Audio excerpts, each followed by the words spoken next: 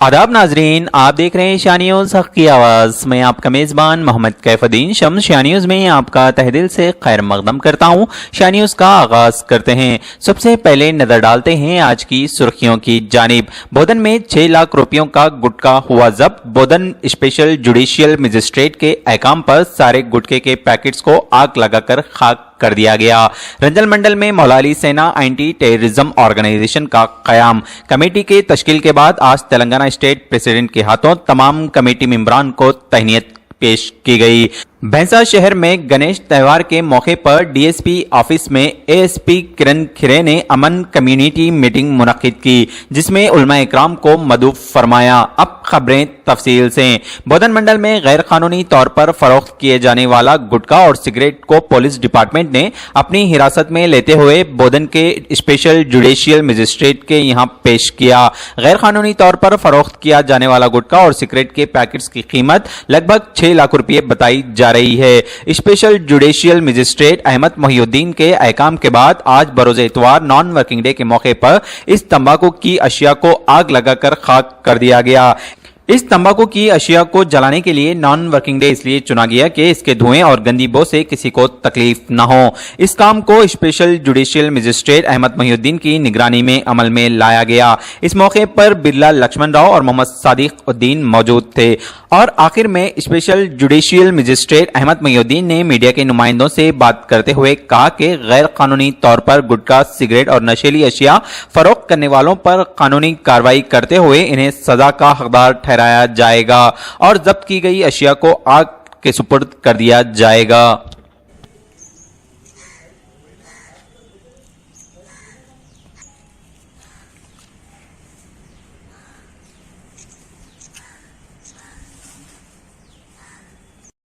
हमारे शाह न्यूज़ के रंजल मंडल रिपोर्टर असरार खान की रिपोर्ट के मुताबिक रंजल मंडल में Moula Ali Sena anti terrorism organisation का कयाम अमल में लाया गया और रंजल मंडल Moula Ali Sena anti terrorism organisation committee की तश्कील दी गई। इसी ज़मन में आज एक प्रोग्राम मुनक्किद किया गया जहां Telangana state Moula Ali Sena anti terrorism organisation president Sufi Sarkar, Telangana state vice president Hafiz Mohammed Imtiazuddin, adviser Hafiz Manzoor Ahmed Qadriul Chishti के अलावा Moula Ali Sena anti terrorism organisation Nizamabad district president Mohammed Kaifuddin Shams मौजूद थे।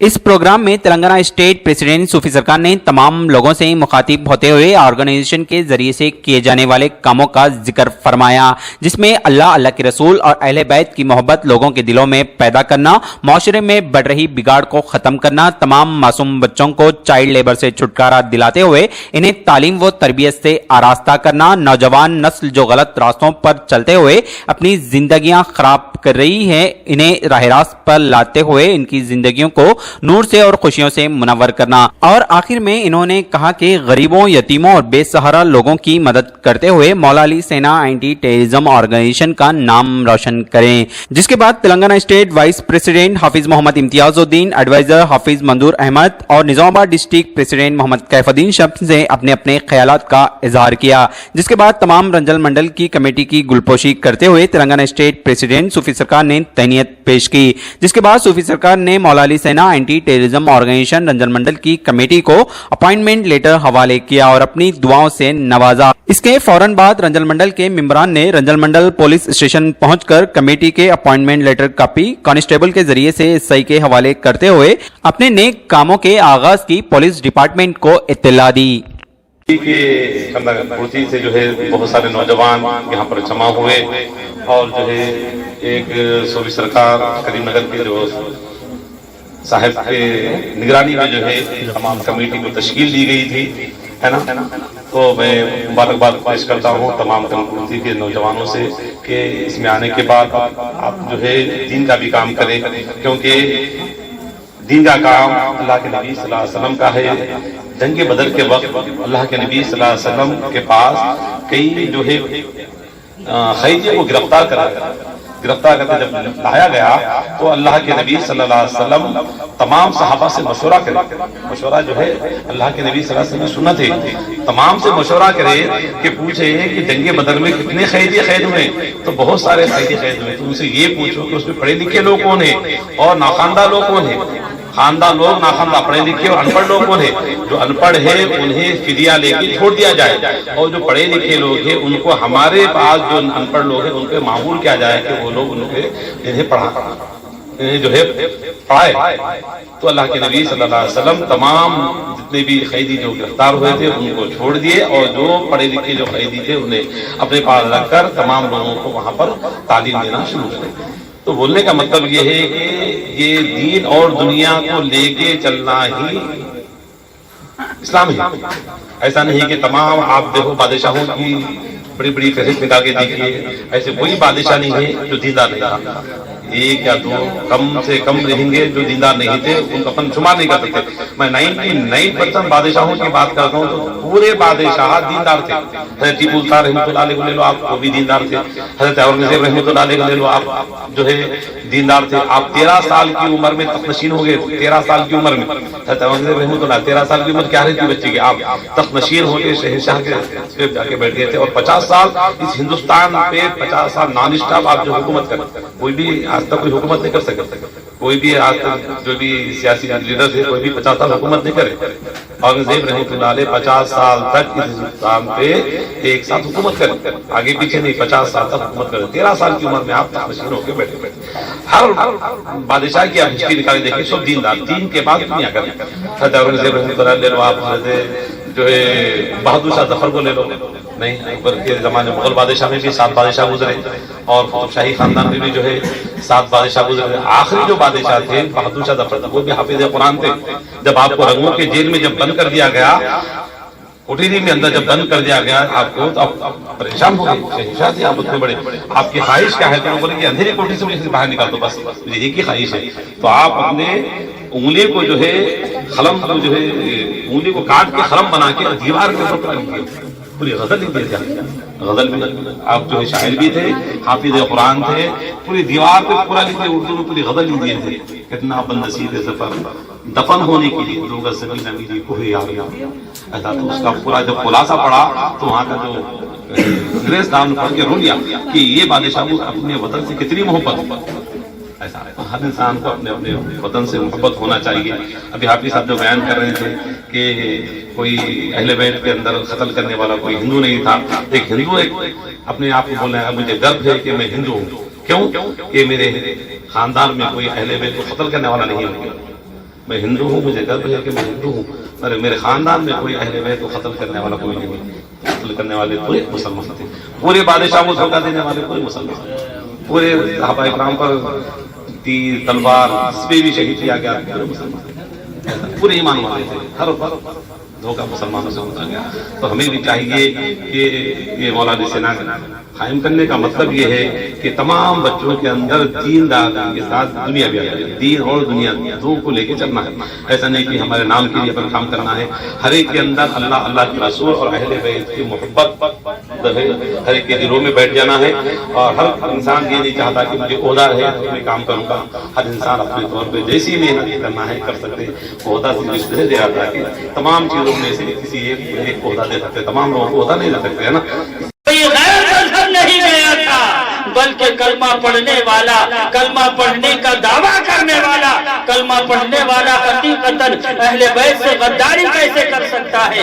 غدار تو وہ تھے جو زبان سے کلمہ پڑھتے تھے لیکن دل میں اہل بیت کی محبت نہیں تھی، دل میں اہل بیت سے دشمنی تھی، دل میں اہل بیت سے فقر تھا، دل میں اہل بیت سے عداوت تھی۔ آج مسلمانوں کی تباہی کی، بربادی کی وجہ یہی ہے کہ اہل بیت کے ہم غدار ہو چکے ہیں، اہل بیت سے منکر ہو چکے ہیں، اہل بیت کی تعظیم سے منہ پھیر چکے ہیں۔ اس لیے رب قدیر جو ہے آج ہمیں یہ دن دکھا رہا ہے، آج ہمیں یہ دن دیکھنا پڑ رہا ہے۔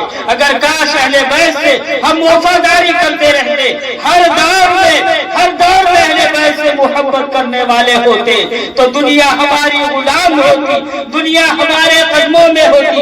آج بھی آپ یہ منظر اپنی آنکھوں سے دیکھ رہے ہیں میرے محترم حضرات، جو اہل بیت کی غلامی کا دم بنتے ہیں، جو اہل بیت سے اپنے آپ کو جوڑ لیتے ہیں، جو اہل بیت کی نسبت اپنے اندر قائم کر لیتے ہیں، تو دنیا दुनिया उनके कदमों पर आकर के गिर जाती है। आज दुनिया के कदमों में जो हम आ गए हैं तो वजह यही है कि हम अहले बैत के गद्दार हो चुके हैं। अहले अल्लाह वालों की मोहब्बत हमारे सीनों से निकल चुकी है, तो हम नहीं है ये गद्दारान अहले बैत, हम तो अहले बैत से मोहब्बत का दम करने वाले हैं। अहले बैत की गुलामी में अपने आप को पेश करने के लिए हम यहाँ पर हाजिर आए हैं, हम यहाँ पर जमा हुए हैं। तो मेरे मोहतरम हज़रात, मैं ये कह रहा था कि करबो बला की याद आज से और अब से और हम नहीं मनाते, बल्कि खुद रब कदीर अपने महबूब के अहले बैत की ताज़ीम व तकरीम और उनके मर्तबे को जब से दुनिया बनी है तब से बयान कर रहा है, कब से बयान कर रहा है और कहा। हमारे एशिया न्यूज के भैंसा रिपोर्टर अब्दुर्रहमान की रिपोर्ट के मुताबिक भैंसा शहर में गणेश त्योहार के मौके पर एएसपी किरण प्रभाकर खिरे ने डीएसपी ऑफिस में अमन कम्युनिटी मीटिंग मुनक्किद की, जिसमें भैंसा शहर के तमाम मुस्लिम उलमा इकराम को मदऊ फरमाया। और इस मौके पर भैंसा म्यूनिसिपल वाइस चेयरमैन व AIMIM district president Mohammed Jabir Ahmed, AIMIM Bhainsa town president Faizullah Khan और इनके अलावा मौलाना मुफ्ती गनी कासमी, मौलाना शाहिद गुफरान कासमी, हाफिज लतीफ के साथ साथ भैंसा शहर के तमाम मसाजिद के इमाम भी इस मौके पर मौजूद थे।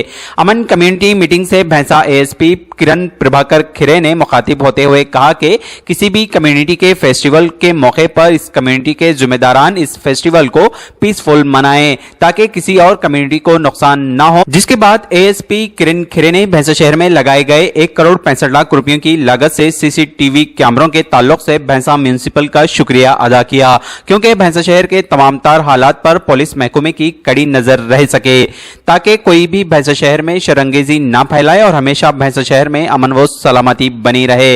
इसके बाद तमाम सियासी कायदीन व मजहबी रहनुमाओं ने अपने अपने ख्यालात का इजहार किया।